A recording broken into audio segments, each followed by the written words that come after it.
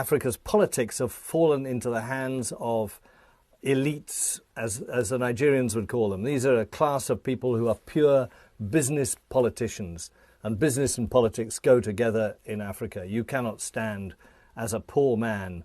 I came across a wonderful example the other day from Kenya, where a man who cycled around on a bicycle was trying to get himself elected, and the people just laughed at him, and they say, "You've only got a bicycle. What can you do for us? We need a big man with a big car with money. That's the politician we need to."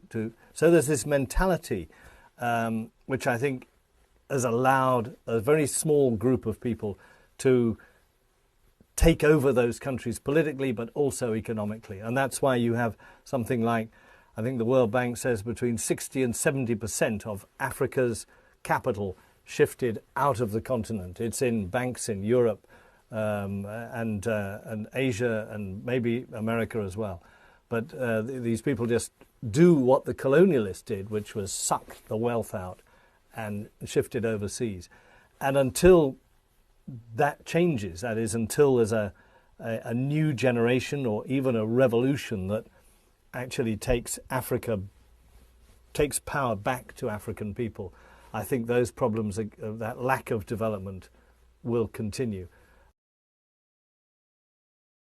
The answer has been, well, why should we invest in Africa as outsiders if the rich Africans don't invest in Africa? And that's been the case up until now. But I think it's changing. I think there is African capital flowing back into Africa, not just from remittances from African diasporas living overseas. I mean, 20 billion a year until recently. Not sure which way it's going to go now.